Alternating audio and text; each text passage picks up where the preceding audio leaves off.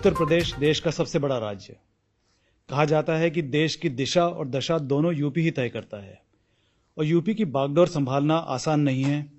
8 साल से संभाल रहे हैं मुख्यमंत्री योगी आदित्यनाथ जी। पहले महंत हैं देश के, जो मुख्यमंत्री के रूप में कार्यरत हैं।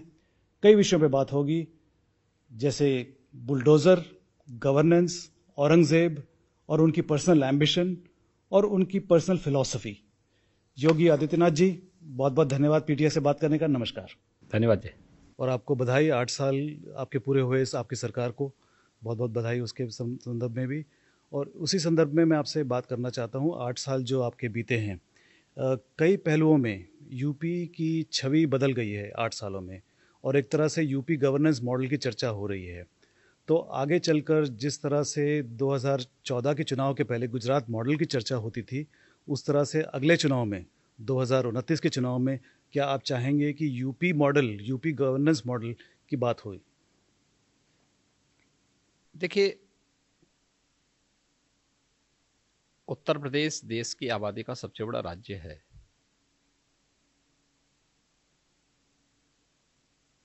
जितनी बड़ी आबादी है उतनी बड़ी चुनौती भी उत्तर प्रदेश के सामने थी।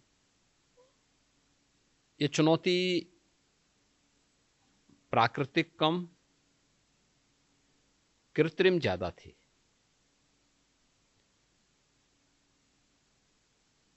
जिन लोगों ने लंबे समय तक उत्तर प्रदेश पर शासन किया, ये कृत्रिम चुनौती उनके कारनामों की परिणति थी, जिसका परिणाम था कि प्रकृति और परमात्मा की असीम कृपा का प्रदेश हर एक क्षेत्र में पिछड़ता गया। चाहे वह गवर्नेंस का क्षेत्र रहा हो,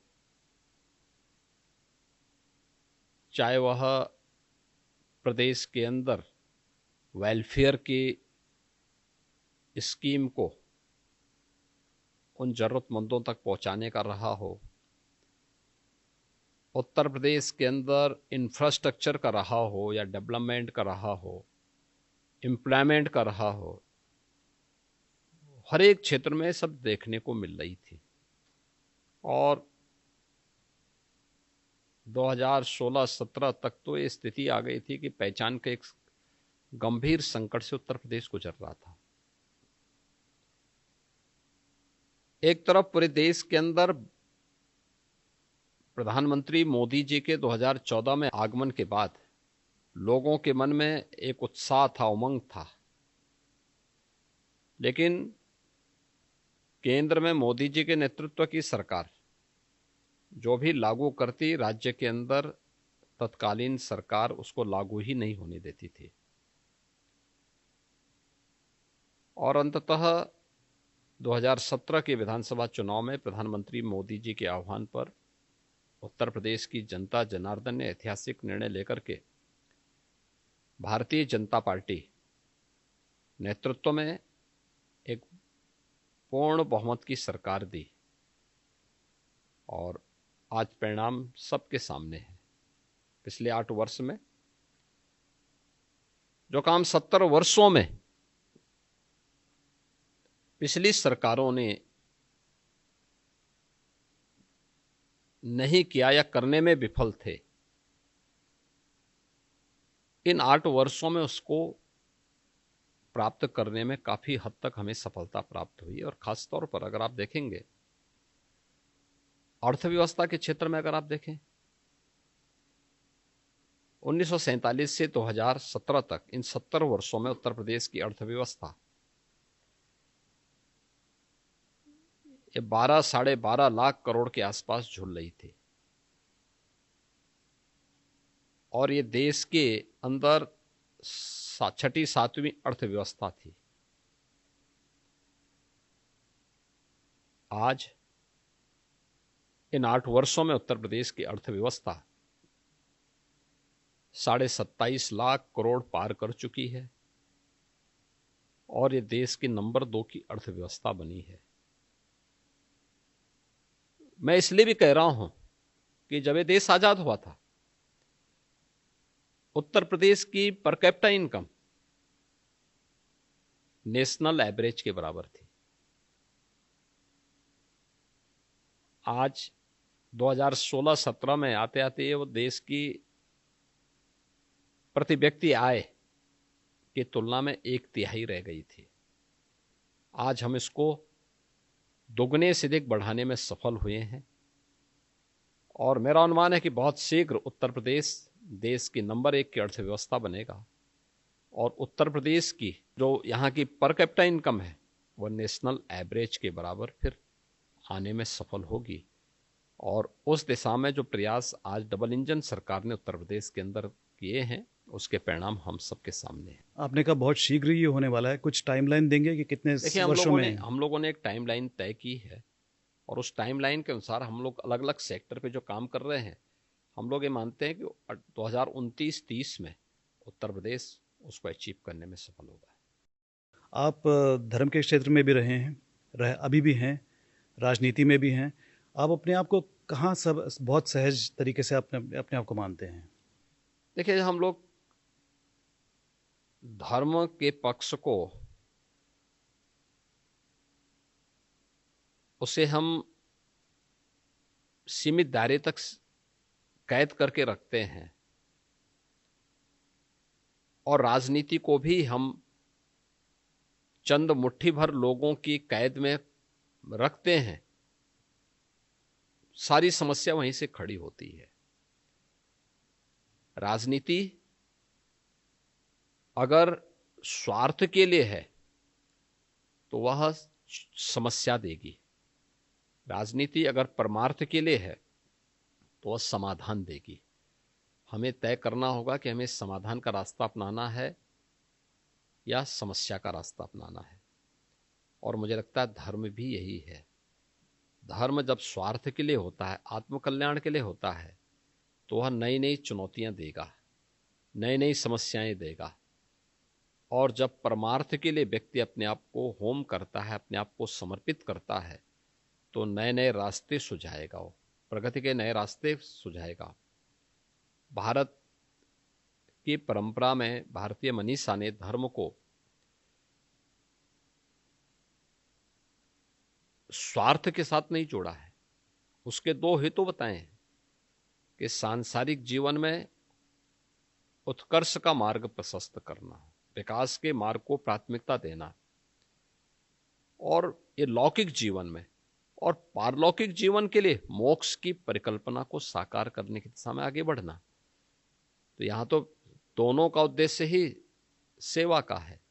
तो सेवा भाव के साथ आगे बढ़ना, मुझे लगता है वह एक राजनीति एक प्लेटफॉर्म है और उस सेवा भाव को आगे बढ़ाने के एक प्लेटफॉर्म के रूप में उसका उपयोग किया जा रहा है। और मुझे लगता है कि उसके परिणाम जब भी निष्काम कर्म की भगवान श्री कृष्ण की कर्मण्येवाधिकारस्ते मा फलेषु कदाचन के भाव से होगा तो उसके परिणाम भी अच्छे आएंगे। मैं इसमें थोड़ा सा आपसे बहस करना चाहता हूँ। हर मनुष्य का एक प्राथमिक भूमिका होती है।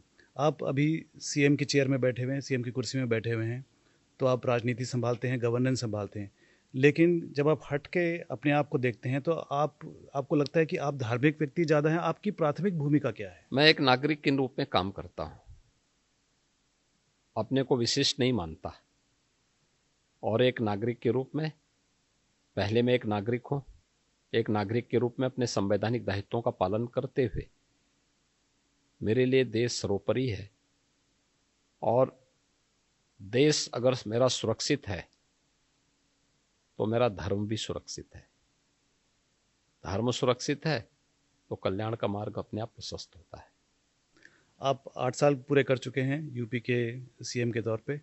सबसे लंबा समय किसी सीएम ने बिताया है। तो इन 8 सालों में आपकी सबसे बड़ी उपलब्धियां क्या? आप 3 अगर गिनेंगे तो आप क्या कहेंगे? देखिए, डेवलपमेंट के लिए स्टेबिलिटी बहुत आवश्यक है। भारतीय दृष्टिकोण विकास का एकांकी पक्ष लेके नहीं चलता है, उसके समग्र पक्ष को लेकर के समग्र विकास पर फोकस करता है। समग्रता की उस व्यवस्था को ही हमने स्वीकार किया है जीवन के हर एक पक्ष को।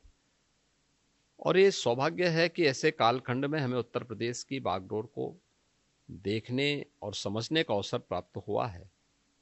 जब इस देश की लीडरशिप, इस देश का नेतृत्व दुनिया के सबसे लोकप्रिय राजनेता और देश के यशस्वी प्रधानमंत्री श्री नरेंद्र मोदी जी के हाथों में है।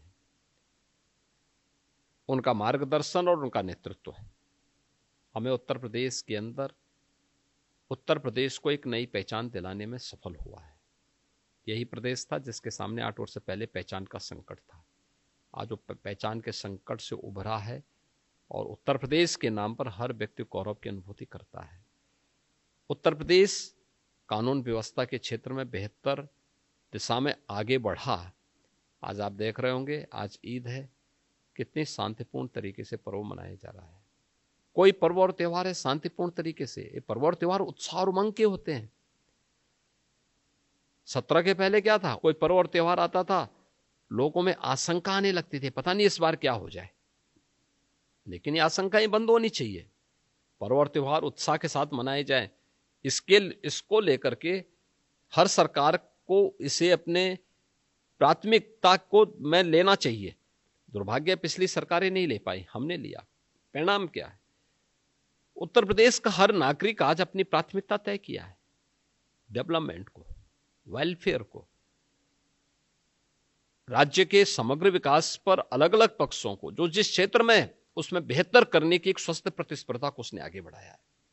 और हर एक क्षेत्र में, क्या कृषि के क्षेत्र में, क्या अर्थव्यवस्था के क्षेत्र में, क्या युवाओं में एक स्वस्थ प्रतिस्पर्धा आगे बढ़ने को लेकर के हुई है, क्या महिलाओं के सशक्तिकरण के क्षेत्र में हुआ है, क्या एमएसएमई के क्षेत्र में, या अलग अलग सेक्टर में, ग्रामीण अर्थव्यवस्था हो, शहरीकरण का मामला हो, हर एक क्षेत्र में उत्तर प्रदेश ने नए गोल अचीव किए हैं और अच्छी दिशा में आगे बढ़ा है। और मेरा मानना है कि आप देखेंगे तो आज उत्तर प्रदेश सेंट्रल गवर्नमेंट से जुड़ी हुई लगभग 3 दर्जन ऐसी स्कीम, जिसमें 17 के पहले उत्तर प्रदेश सबसे फिसड्डी माना जाता था, आज वह नंबर 1 पर है या टॉप 3 के अंदर वह यूपी आज के दिन पर उनमें है। हर लीडर, हर नेता जो है, जो उच्च दर्जे का नेता है, वो एक लेगेसी छोड़ना चाहता है। एक चाहत होती है कि मुझे आने वाली पीढ़ियां इस तरह से मुझे याद करें। आप क्या चाहते हैं? देखिए, मुझे याद क्यों करेंगे, मैं तो वर्तमान में ही हूं। नहीं, आप एक लेगेसी छोड़ के जाएंगे। देखिए, 100 साल के बाद में आपका नाम नहीं, हमारे जो काम होंगे ये आने वाली पीढ़ी के लिए स्मरणीय होंगे। आप अपने काम से जानना चाहेंगे? काम से, ये काम से पहचान होनी चाहिए, नाम से नहीं। जी, चलिए मैं ही बोल देता हूँ आपको किस तरह से आप लोकप्रिय किस तरह से हुए हैं। आपके जो समर्थक हैं वो, क्योंकि आपने इतना विकास किया है यूपी में, तो आपको विकास पुरुष कहते हैं। कानून व्यवस्था बहुत अच्छी हो गई है और एक तरह से बुलडोज़र जो आपने इस्तेमाल किया है उसमें आपको बुलडोज़र बाबा भी कहते हैं और हिंदू हृदय सम्राट कहते हैं। तो आप इन तीनों में से कौन से मुद्दे पे आप सबसे ज़्यादा जानना चाहेंगे? देखिए, कौन व्यक्ति क्या बोलना चाहता है उस पर मैं बहुत ज़्यादा वो नहीं करता हूँ। मेरा ये मानना है कि हर हाल में लोगों को सुरक्षा मिलनी चाहिए और एक शांत और सौहार्दपूर्ण वातावरण बनना चाहिए, और कानून का राज की पहली शर्त है सुरक्षा, और उसको लेकर के सरकार प्रतिबद्ध है और उसी के अनुसार हमने जो यूपी की आवश्यकता थी वही हमने यूपी के अंदर लागू किया। ये बुलडोज़र जो है वो काफ़ी चर्चा में है और एक तरह से ये आपने एक मॉडल बना दिया है, बुलडोज़र मॉडल, जो कई और राज्यों में, कम से कम बीजेपी के राज्यों में भी ये इस्तेमाल हुआ है। तो ये आप अपनी उपलब्धि समझेंगे इसको? देखिए, उपलब्धि नहीं है, ये यहाँ की आवश्यकता थी और उस आवश्यकता के अनुरूप हम लोगों को जो आवश्यक लगा, आज भी हम लोग कहीं अतिक्रमण होता है तो उसको खाली कराने के लिए उसी का इस्तेमाल होता है। तो बुलडोजर यह इंफ्रास्ट्रक्चर को भी दे सकता है और साथ साथ अतिक्रमण को भी हटा सकता है, और मुझे लगता है कि उसका इस्तेमाल बेहतर तरीके से हम लोगों ने करना सीखा। लेकिन सुप्रीम कोर्ट को ये पसंद नहीं आया बुलडोज़र का मामला। यूपी के मामले में माननीय उच्चतम न्यायालय ने उसको अप्रिशिएट किया, यूपी ने जो चीज़ें तय की थी। और यूपी जो भी कार्यक्रम करता है टू द गाइडलाइन तय करता है। और यूपी ने जो प्रोसीडिंग अपनाई थी, माननीय उच्चतम न्यायालय ने इस बात को कहा था कि यूपी के इसी प्रकार की प्रक्रिया को अन्य राज्यों को भी अपनाना चाहिए। एक मामले में नोटिस दिया गया है सुप्रीम कोर्ट द्वारा, यूपी गवर्नमेंट को नोटिस पहुंचा था? नहीं, ऐसा कोई यूपी का मामला नहीं था। यूपी से जुड़े हुए मामले थे भी नहीं है। अच्छा, पिछले दिनों में बीजेपी की तरफ से एक पहल हुई है सौगात मोदी, जिसको मुस्लिम समाज को साथ लेने की बात कही गई है। और दूसरी तरफ ऐसे बीजेपी के कुछ नेताओं से कुछ ऐसे बयान भी आ रहे हैं जिसमें एक तरह की धमकी नज़र आती है मुसलमानों के खिलाफ।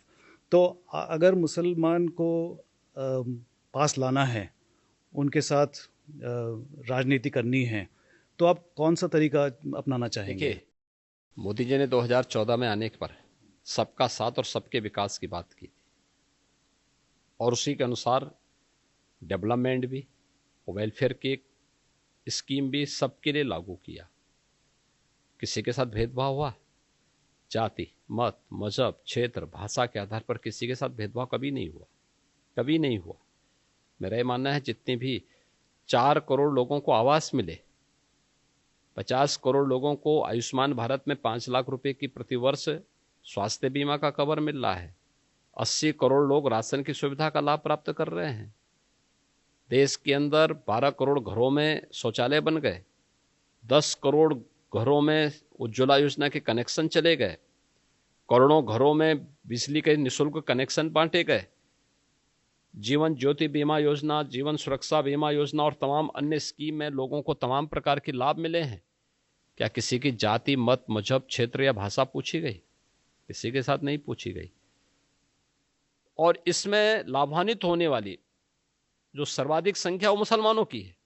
तो भेदभाव कहां हुआ है? कहां से भेदभाव हुआ है?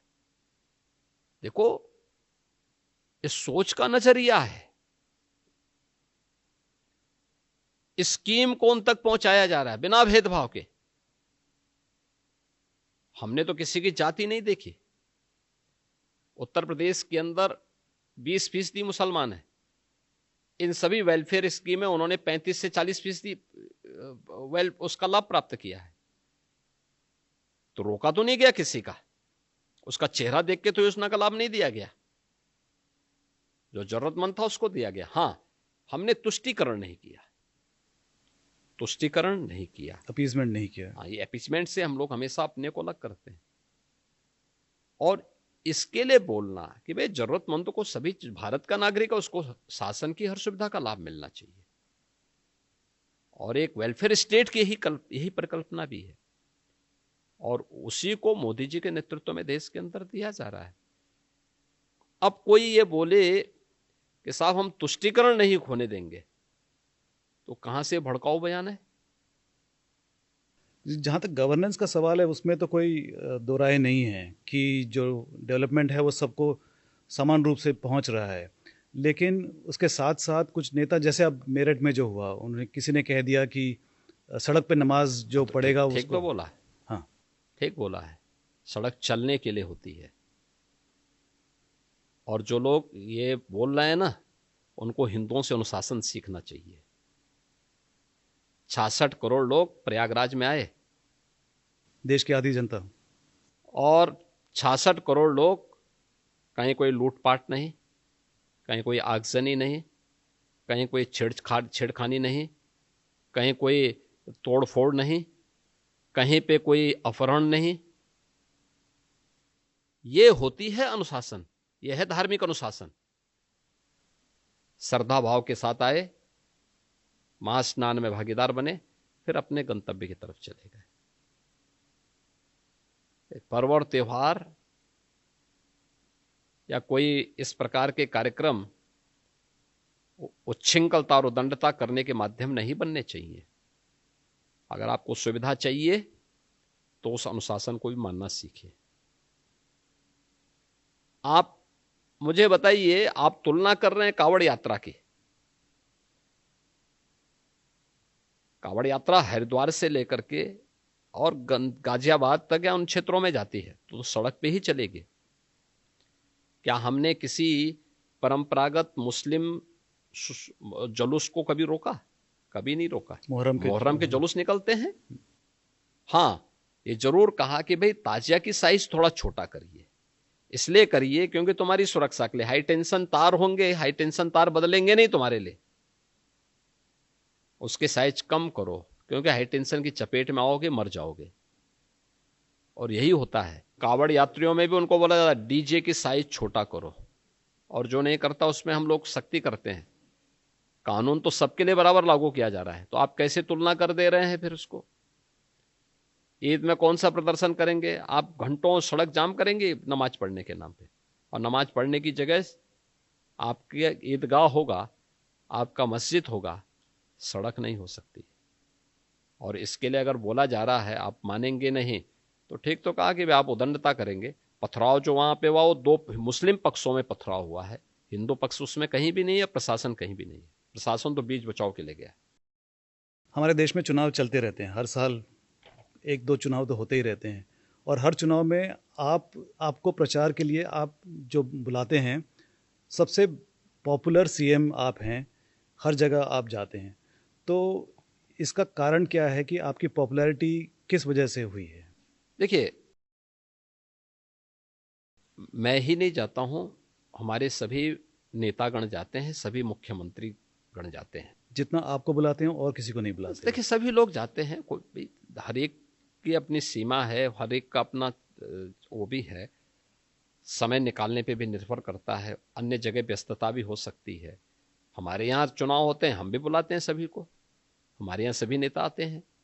तो ऐसा नहीं है, पार्टी का अपना एक कार्यक्रम होता है, पार्टी की अपने एक व्यवस्था होती है, पार्टी की व्यवस्था के अंतर्गत हम लोग जाते हैं, सभी लोग उसमें भाग। लेकिन जो आपकी जो अपील है राष्ट्र भर में, आप जहाँ भी जाते हैं बहुत भरी संख्या में लोग आते हैं आपको देखने के लिए, आपको सुनने के लिए।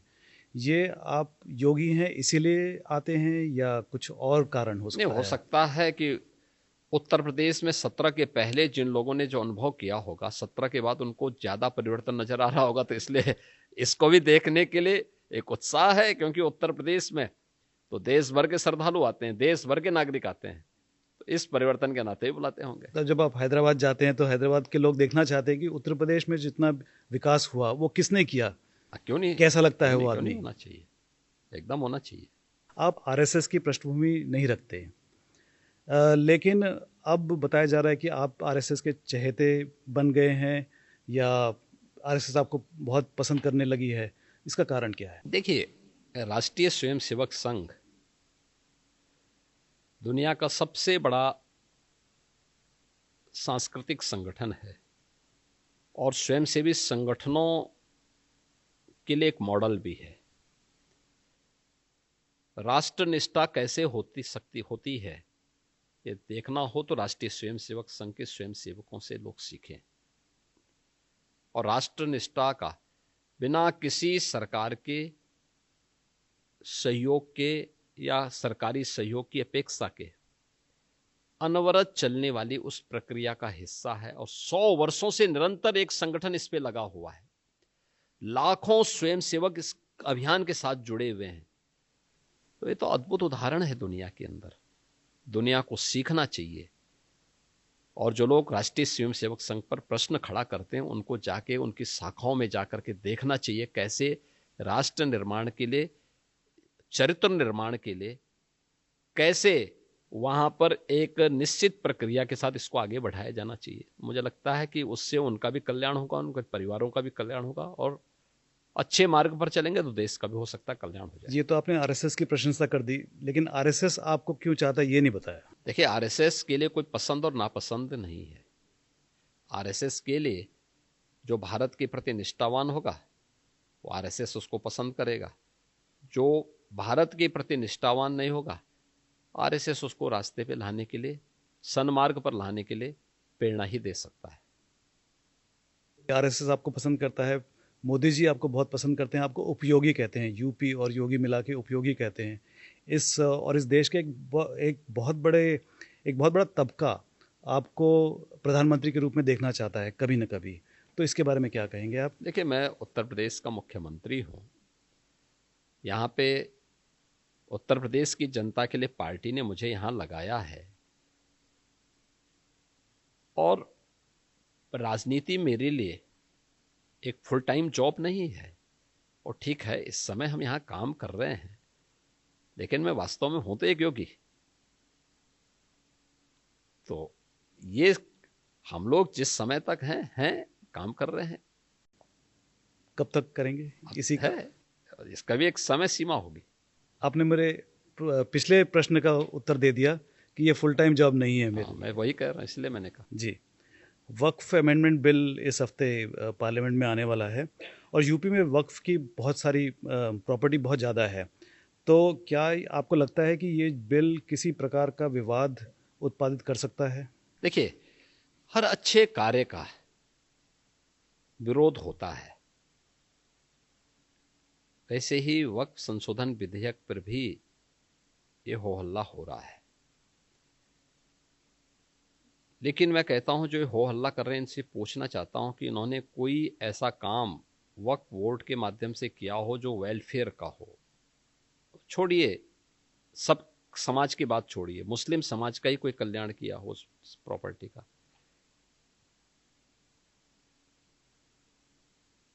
ये व्यक्तिगत स्वार्थ का एक अड्डे बने हुए हैं, चंद लोगों के लिए लूट खसोट के अड्डे बने हुए हैं। किसी भी सरकारी प्रॉपर्टी पर जबरन काबिज करने का एक माध्यम बना हुआ है। और रिफॉर्म इस समय की मांग है, हर रिफॉर्म का विरोध होता है, लेकिन देश काल और परिस्थिति के अनुसार हमें उस प्रकार के रिफॉर्म के लिए तैयार होना चाहिए।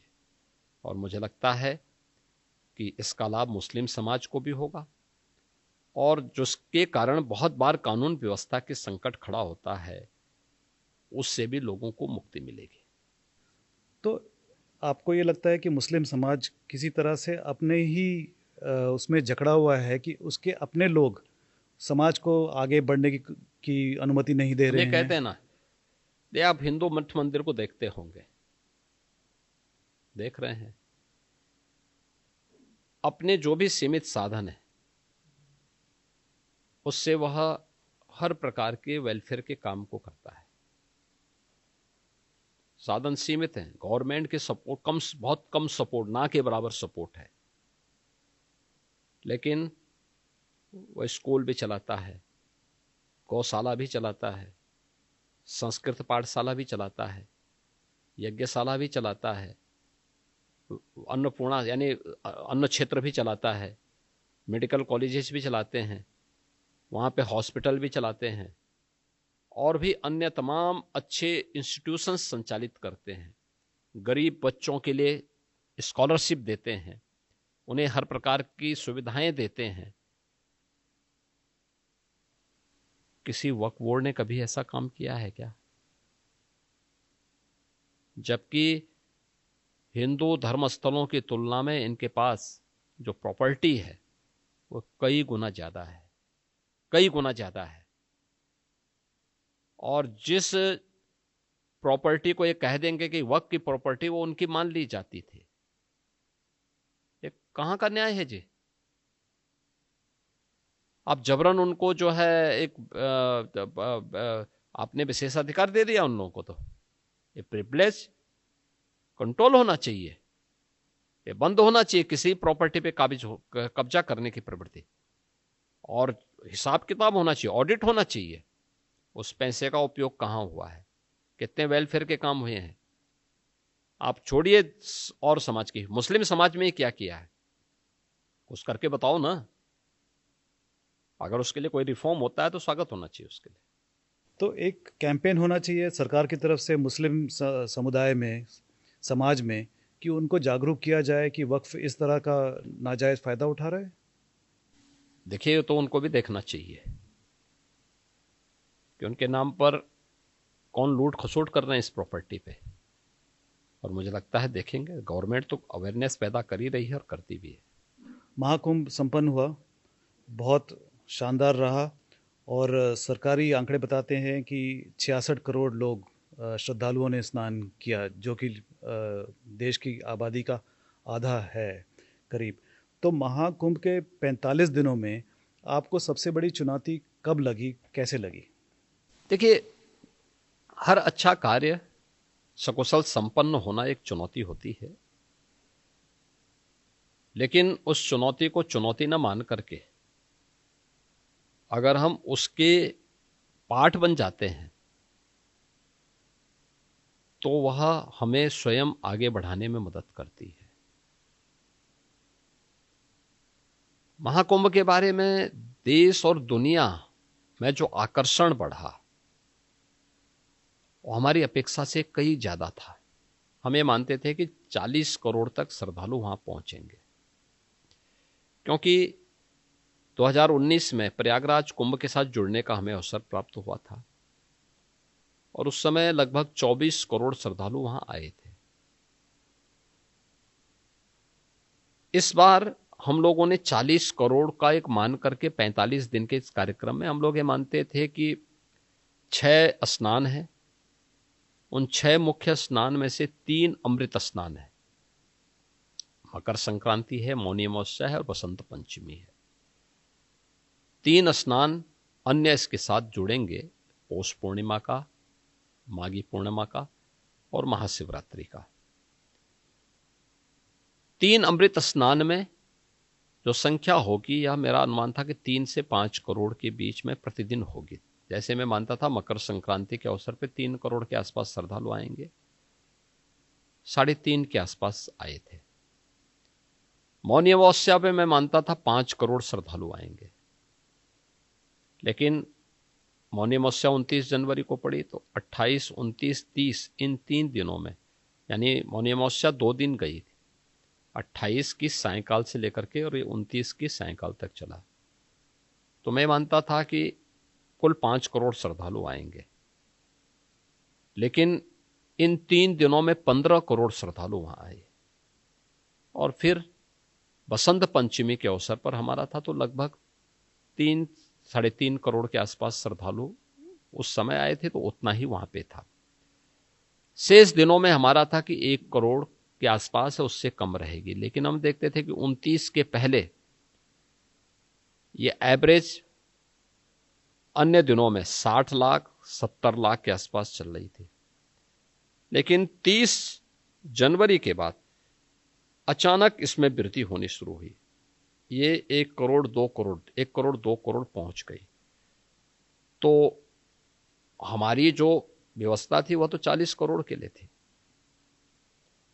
पार्किंग का स्पेस, अन्य जो सुविधाएं थी, उसमें हमें थोड़ा वहां पे रेलवे स्टेशन में जो होर्डिंग एरिया थे, बस स्टेशन पर जो होर्डिंग एरिया थे, अन्य जनपदों में, क्योंकि जब यहां भीड़ होती थी तो हमें अगल बगल के जनपदों में भी होर्डिंग एरिया बना करके लोगों को रोकना पड़ता था, श्रद्धालुओं को रोकना पड़ता था। और फिर जो श्रद्धालु प्रयागराज आ रहा था वो विंध्यवासिनी धाम मिर्जापुर जाता था, बाबा विश्वनाथ धाम काशी जाता था, अयोध्या आता था, गोरखपुर जाता था, चित्रकूट जाता था, नैमिषारण्य जाता था या मथुरा वृंदावन जाता था। तो यहां का जो प्रेशर था वो प्रेशर हमें उन क्षेत्रों में भी देखने को मिल रहा था। क्योंकि पहले तो होता क्या था, कुंभ का आयोजन होता था तो कुंभ के आयोजन में लोग केवल यहीं पे प्रयागराज आकर के निकल जाते थे। लेकिन इस बार 5 नए आध्यात्मिक सर्किट बने हैं यूपी के अंदर कुंभ के बहाने, महाकुंभ के बहाने। एक प्रयागराज से प्रयागराज, विंध्यवासिनी धाम और काशी। दूसरा प्रयागराज से अयोध्या, गोरखपुर। तीसरा प्रयागराज से महर्षि वाल्मीकि की साधना स्थली लालापुर, संत तुलसीदास जी की जन्मस्थली राजापुर और चित्रकूट का। चौथा प्रयागराज से लखनऊ और नैमिषारण्य का। और पांचवा लखनऊ से वृंदावन, मथुरा के तीर्थों के साथ साथ सुख तीर्थ का। ये सभी जगह श्रद्धालुओं के पार भीड़ थी, तो उन सबके लिए व्यवस्था वहां भी देखना, उसी प्रकार की सुविधाएं वहां उपलब्ध करवाना। दूसरा है जो प्रधानमंत्री जी ने हम लोगों के सामने टारगेट दिया था कि कुंभ दिव्य और भव्य बनाने के लिए आवश्यक है कि स्वच्छता और सुरक्षा के साथ साथ हमें उसको डिजिटल फॉर्म में भी लाना होगा। जैसे दिव्य और भव्य बनाने के लिए स्वच्छता पे ध्यान देना होगा, इसके लिए प्रशिक्षण, सिंगल यूज प्लास्टिक का यूज ना होने पाए इसके लिए अवेयरनेस के प्रोग्राम, सुरक्षा के लिए केवल पुलिस को लगना है रूटीन ड्यूटी नहीं करनी, उसके बिहेवियर में चेंज हो, ये कैसे होगा इसके लिए प्रशिक्षण देना होगा। प्रयागराज आने वाले सभी श्रद्धालुओं की मैपिंग हो सके, फेस रिकॉग्निशन के माध्यम से आप एक एक को हेड काउंट कर सकें, किसी भी ऐसी घटना को जो सुरक्षा में सेंध लगा सके, लगाने की फिराक में हो, उसको चिन्हित कर सकें। टेक्नोलॉजी का उपयोग करके, एआई का इस्तेमाल करते कैसे कर सकते हैं, इसके लिए काम करना। तो इन चीजों को पहली बार कुंभ में इस्तेमाल किया गया, महाकुंभ के आयोजन में इसका इस्तेमाल किया गया और परिणाम सबके सामने है। एक एक हेड को काउंट करने की हमारे पास तकनीक आई जो इससे पहले कम हुआ करती थी। स्वच्छ कुंभ देखने को मिला, जो भी आया उसने कुंभ में स्वच्छता की और पुलिस के व्यवहार की तारीफ की। डिजिटल प्लेटफॉर्म पर सारी चीजें होने के नाते 60,000 से अधिक श्रद्धालुओं को जो भूले भटके थे, अपने परिवारजनों से बिछड़ गए थे, उनके घरों तक, घर वालों तक पहुंचाने में मदद भी मिली।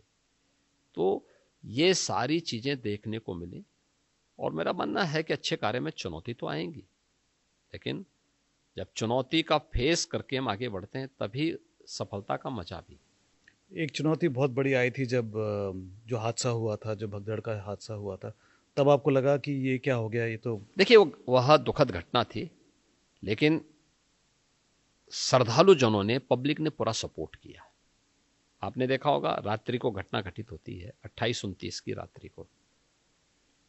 उस समय कुंभ क्षेत्र में और प्रयागराज सिटी के अंदर भी मिलाकर के लगभग 5 करोड़ श्रद्धालु हैं, लेकिन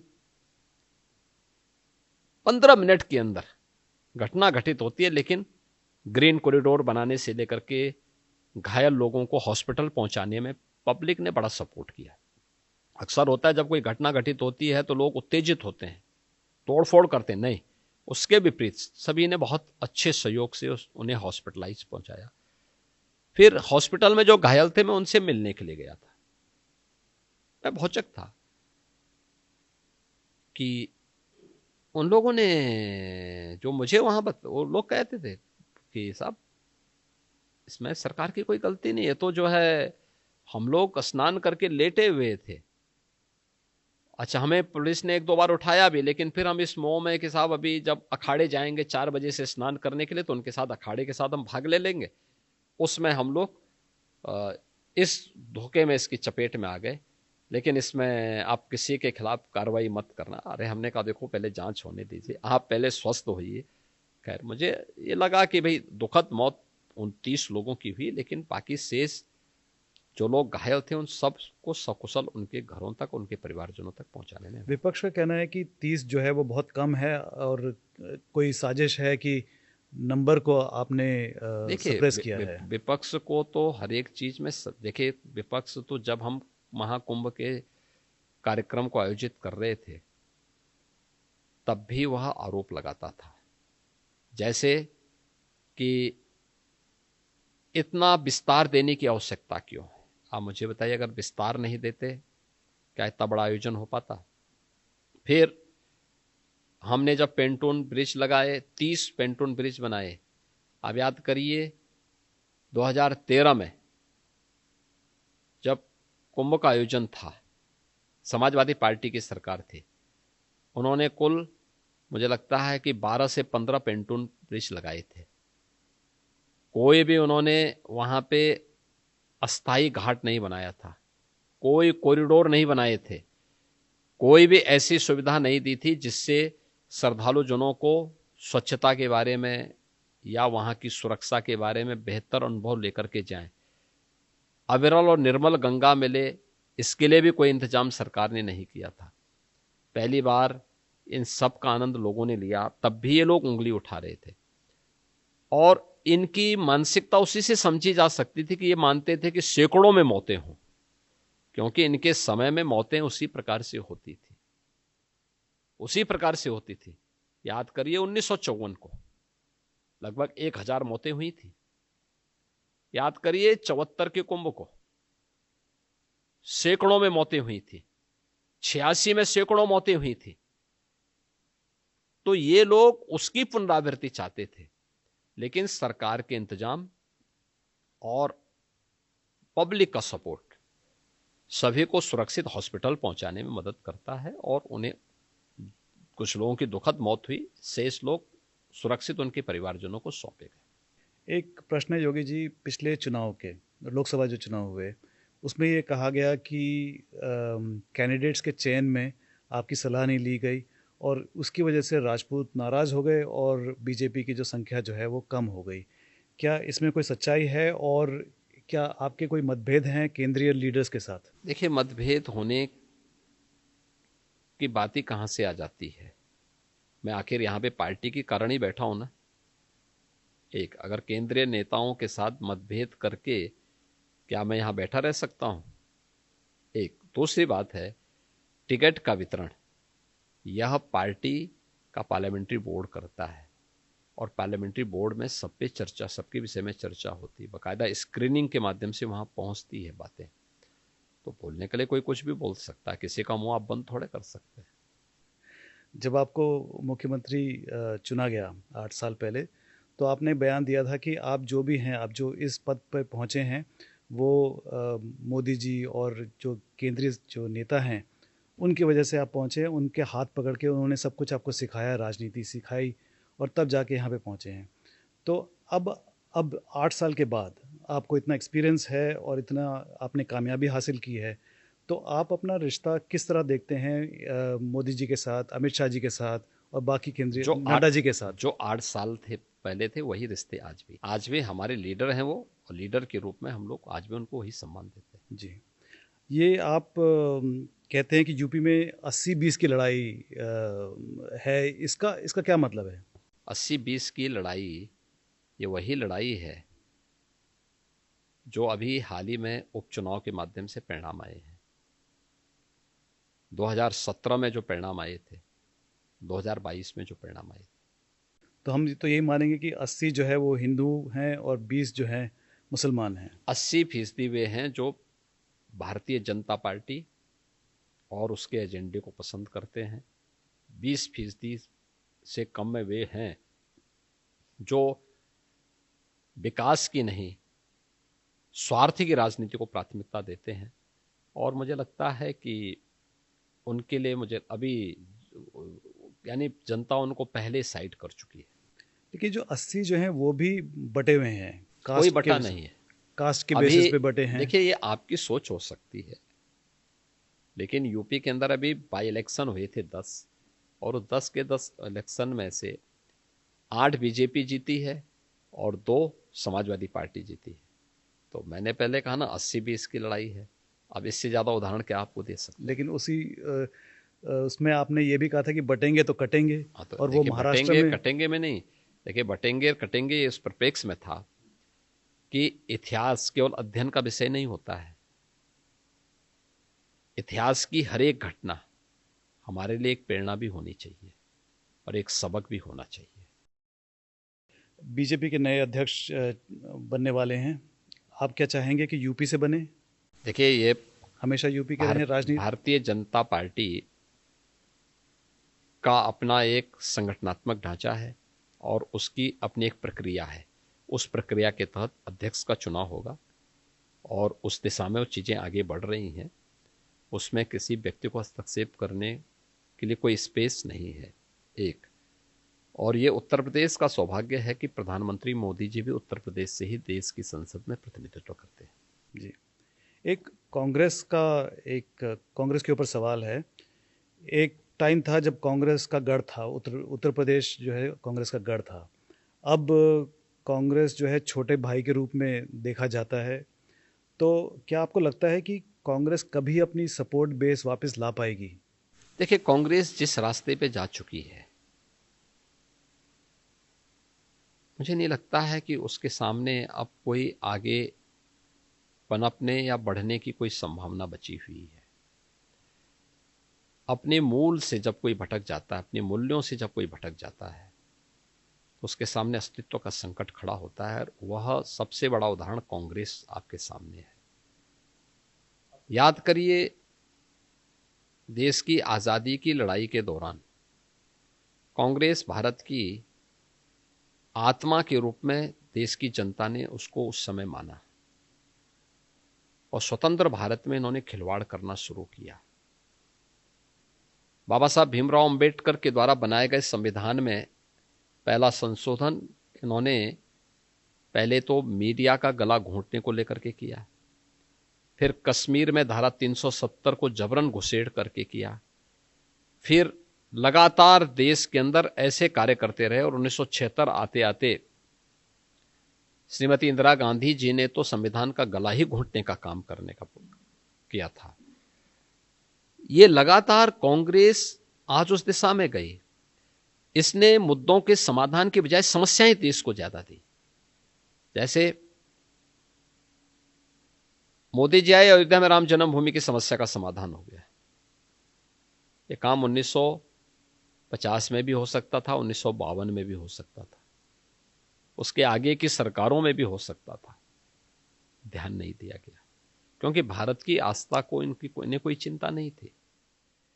3 तलाक की कुप्रथा पर पहले भी रोक लग सकती थी, ये मोदी जी ने किया। धारा 370 ये पहले भी समाप्त हो सकती थी, लेकिन ये भी मोदी जी ने किया। तो जब कांग्रेस अपने मुद्दों से ही भटक चुकी है, अपने मूल से ही उसका संबंध विच्छेद हो चुका है, तो पब्लिक क्यों सपोर्ट करेगी कांग्रेस को? तो जो कांग्रेस का जो पतन हो रहा है, इसमें राहुल गांधी का कितना बड़ा हाथ होगा? मैं क्या कह रहा हूं, राहुल गांधी भी हैं, कांग्रेस के वे लोग भी हैं जो कांग्रेस की नीतियों को तय करते हैं और कांग्रेस का एजेंडा सेट करते हैं। आपको लगता है कि हिंदी को पूरे देश की एक भाषा बनाना चाहिए, राष्ट्रभाषा बननी चाहिए हिंदी? देखिए, भारत हिंदी को सम्मान मिलना चाहिए, ये हमारी इच्छा भी है और पूरे देशवासियों की भी इच्छा होती है। लेकिन भारत ने त्रिभाषा सूत्र को स्वीकार किया है, और त्रिभाषा सूत्र ही देश के अंदर जो रीजनल लैंग्वेज है उसको भी सम्मान मिलना चाहिए। और हर एक भाषा की अपनी विशेषता है, उसकी विशिष्टता भी है, और नेशनल इंटीग्रिटी का ही आधार बनती है। उसकी अपनी लोक परंपराएं हैं, लोक कथाएं हैं, लोक गाथाएं हैं। उसमें बहुत सारी ऐसी विधाएं आपको मिल जाएंगी जो देश की विविधता को और मजबूती प्रदान करेगी।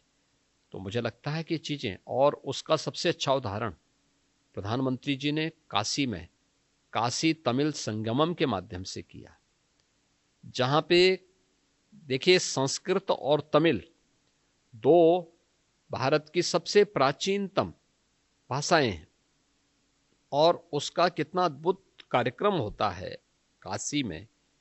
उसका 3रा संस्करण अभी हाल ही में संपन्न हुआ है, और जो भी आता है अद्भुत होता है यहाँ आकर के देख करके।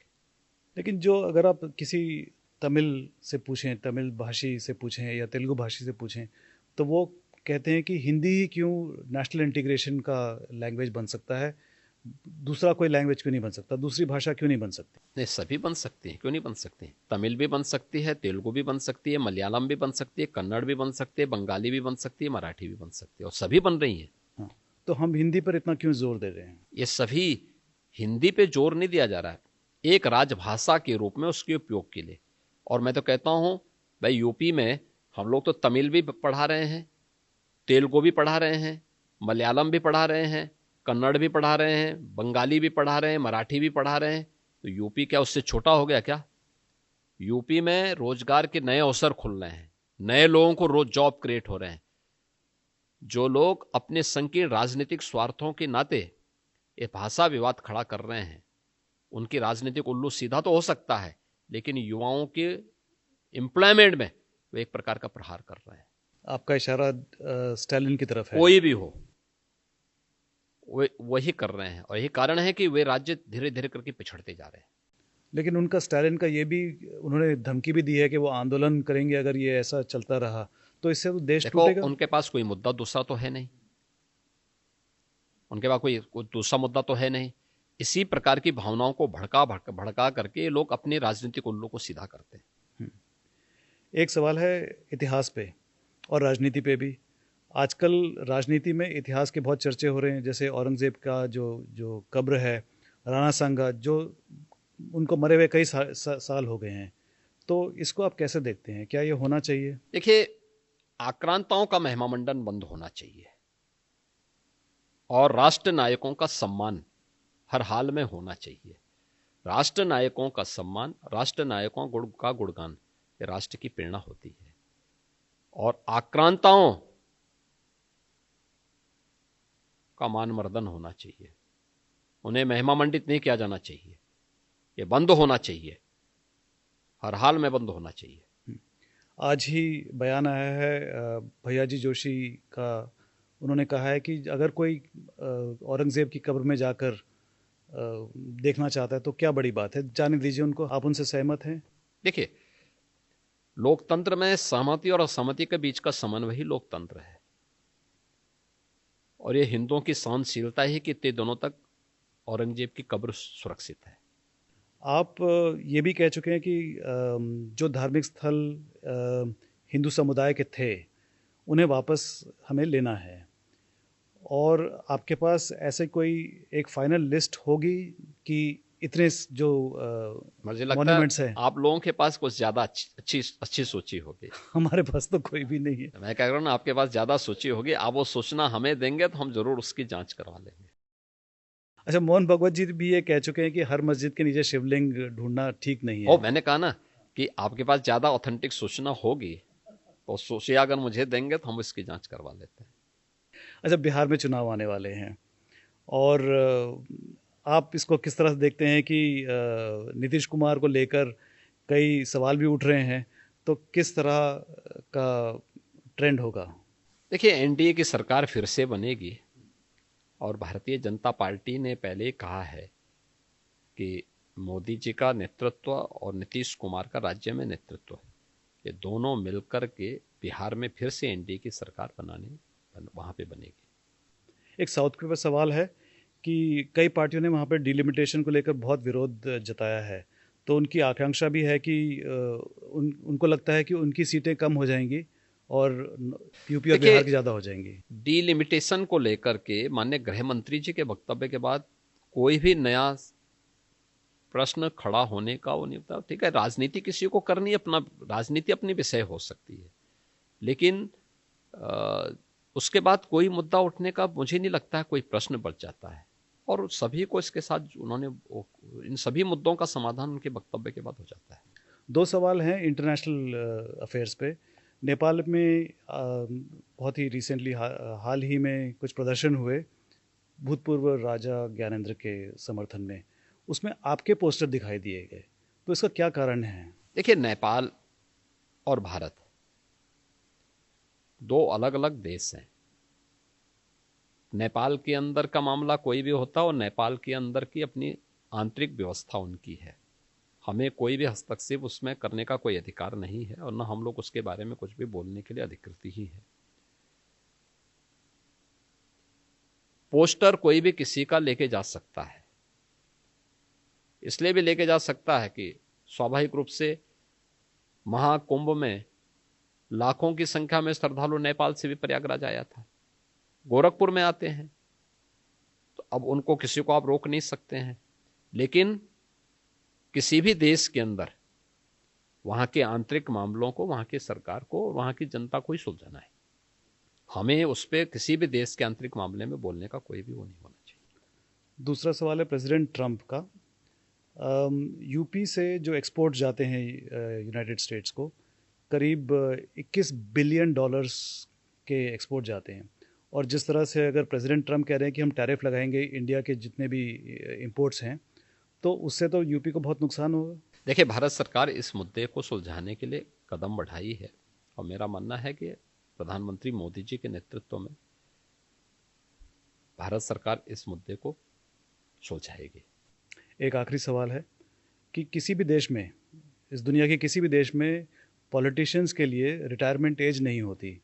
आपको क्या लगता है, रिटायरमेंट एज होनी चाहिए या नहीं? देखिए, कोई भी पार्टी तय करेगी और मुझे लगता है कि जो देश के हित में हो, समाज के हित में हो, पार्टी के हित में होगा, वो पार्टी स्वयं तय कर लेगी। आप पार्टी के सेवक हैं, लेकिन हाँ, आपकी अपनी हम पार्टी के एक कार्यकर्ता के रूप में हम लोग उस पार्टी के हर उस एजेंडे के साथ जुड़े हैं जो उस पार्टी के हित में होंगे और देश के हित में होंगे।